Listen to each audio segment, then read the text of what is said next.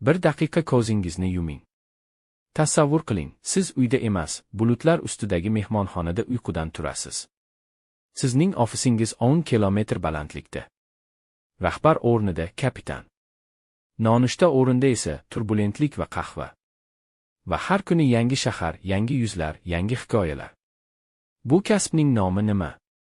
Siz allaqachon sezgan bo'lsangiz kerak. Albatta bu styuardessa. Lekin darhol rostini aytaylik, bu faqat chiroyli forma va sayohatlardan iborat emas. Bugun styuardessa bo'lishni xohlaganlarni kelajakda nimalar kutayotganini ko'rib chiqamiz. O'ylasangiz kerak, styuardessa bu ovqat tarqatib, kulib turadigan qiz. Aslida uning asosiy vazifasi xavfsizlik. Favqulodda vaziyatda aynan styuardessa odamlarni evakuatsiya qiladi, olovni o'chiradi, sun'iy nafas beradi. Qolgan hammasi ovqat, ichimlik, yostiq, ikkinchi darajali. Oddiy qilib aytganda, styuardessa osmondagi qutqaruvchi, u yana kofe tayyorlashni ham biladi. Styuardessa xavfli holatlarga tayyorgarlikdan o'tadi. Shuning uchun agar siz faqat ovqat tarqatish deb o'ylasangiz, bu kasb siz uchun emas. Keling, bir kunni daqiqalar bilan boshdan kechiraylik. Ertalab soat 4:30. Mehmonxona xonasida budilnik. Siz hali uyqudan turmadingiz, lekin forma allaqachon dazmollangan. Soat 6. Aeroportda briefing. Kapitan ob-havo, turbulentlik, alohida yo'lovchilar haqida gapiryapti. Ekipajda 4-6 styuardessa. Soat 7. Siz salonda. Har bir favqulodda chiqishni, har bir o'chirgichni, kislorod maskalarini tekshirasiz. Bu rasmiyatchilik emas. Soat 8. Uchish. Keyin xizmat boshlanadi. 100 ta yo'lovchi, 3 turdagi ichimlik, issiq ovqat. Kimdir yostiq sovraydi, kimdir ikkinchi qahva, kimdir uchishdan qo'rqadi, uni tinchlantirish kerak. Soat 13. Qo'nish. Hammasi chiqib ketdi. Siz esa 15 daqiqada salonni tozalaysiz, unutilgan narsalarni tekshirasiz. Soat 20. Siz yangi shahardasiz. Charchadingiz, oyoqlaringiz qiynalyapti, lekin ertaga yana soat 4:30da turish kerak. Bu oddiy kun. Romantik eshitilyaptimi? Har doim emas. Lekin aniq zerikarli emas. Afzalliklari juda jozibali. Birinchidan, siz deyarli bepul uchasiz.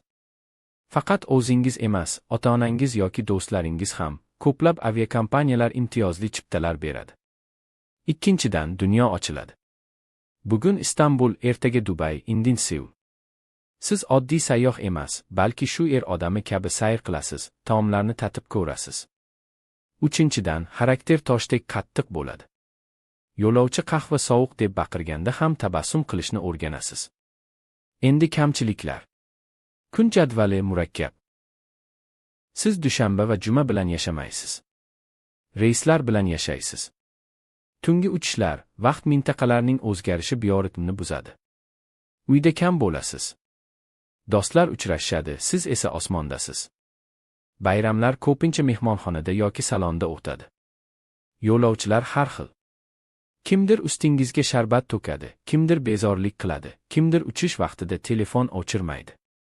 Va siz qo'pollik qilishga haqqingiz yo'q. Sizga savol, siz shunday yashay olasizmi? O'zingizga rost javob bering.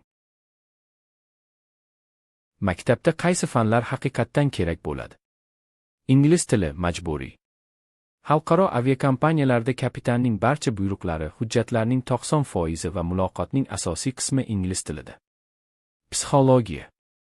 Ilm sifatida emas, malaka sifatida, siz yo'lovchining hissiyotini 10 soniyada o'qib olishingiz kerak. Kim qo'rqadi? Kim tajovuzkor? Kimga yomon? Biologiya va birinchi yordam. Sizda aptechka bor, lekin ko'z bilan tashxis qo'ya olishingiz kerak. Insult, astma, anafilaktik shok.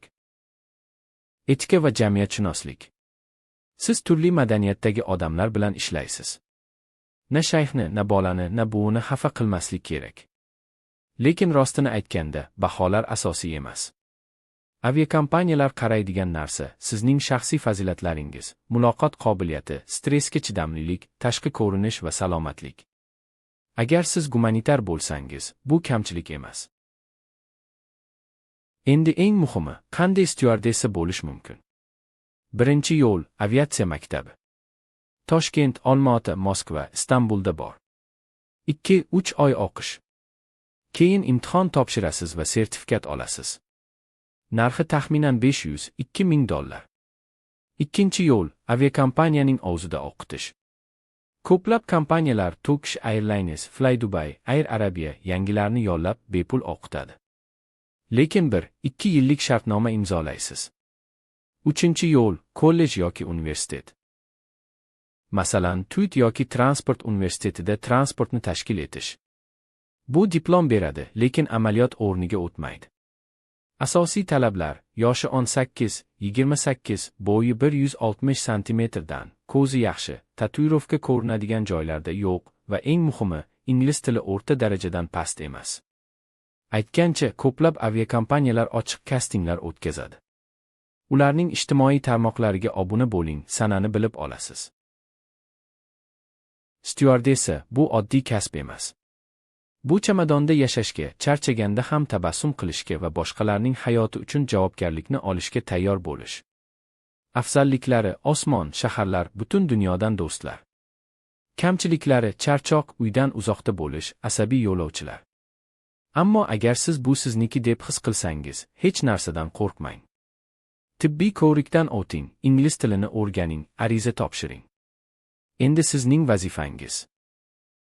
Istalgan aviakompaniyaning veb-saytini oching, karyera yoki bortprovodnik bo'limini toping. Keyingi videoda yana bir ajoyib kasbni ko'rib chiqamiz. Obuna bo'ling, orqada qolmang. Ko'rishguncha.